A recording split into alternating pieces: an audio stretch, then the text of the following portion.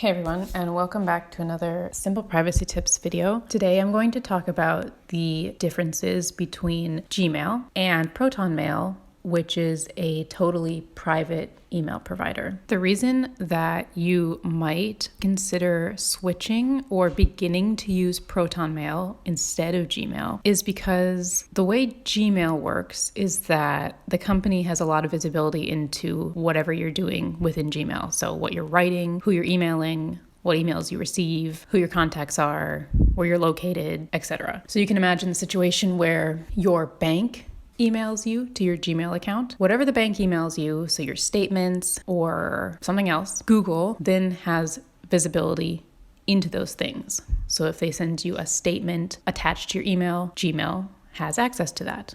Or if your doctor emails you to your Gmail account with confidential information about your health or the health of your loved ones, Google has access to that information. And it's a very passive access. It's not something I think most people think about, that the company has visibility into that when they receive attachments or statements, or when they're talking to their doctor or when they're talking to another person. They don't think that Google, can see those conversations, but in reality it can. And the reason it's set up like that is because Google doesn't encrypt your messages in a way that prevents them from being able to read the contents. This means that the company can see everything that you're doing within the software, everything that you send and receive, your contacts, etc. It's useful for the company to understand the really, granular minutia of everybody's lives, because they can understand what phase of life people are in, what health issues people have, what financial issues people have, who people's networks are, where they're located, all of this.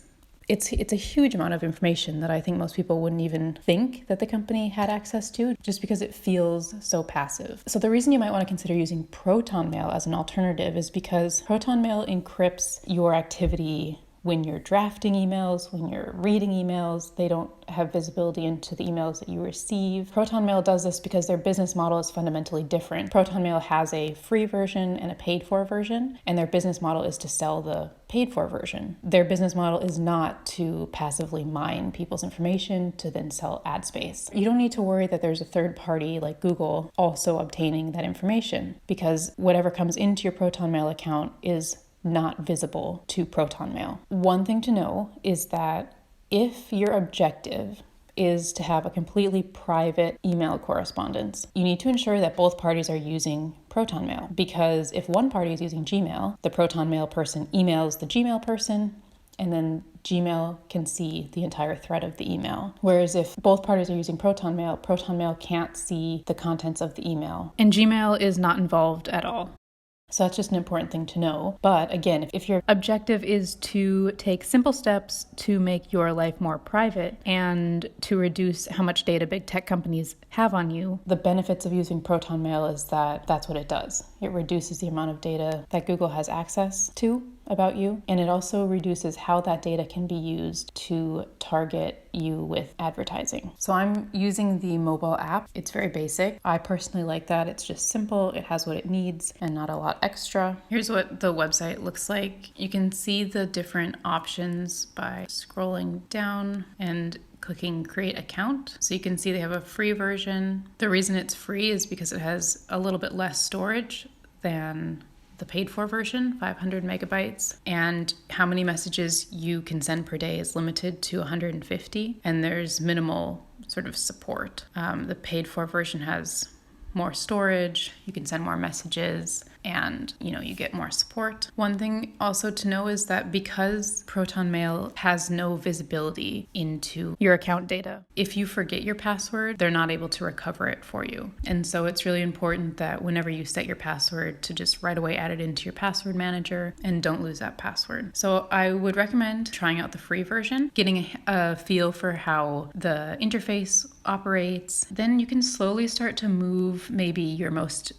confidential correspondence to Protonmail to start to reduce your data footprint from Gmail. So that would be things like your banking, changing your banking email address to your Proton email, or your doctor correspondence, or maybe your children's school. I don't know, things that you want to keep more private and not give Google access to. And then if you're again worried about like actual correspondence, so email messages back and forth, you can maybe share this video with your friend that you want to start using Protonmail, or you can recommend that they try out the software for a bit, slowly start to get your friends and family on Protonmail for all the reasons that we've talked about here in the video. So I hope that this has been helpful and given you some confidence to try out another provider, and I will talk to you again soon in the next Simple Privacy Tips video.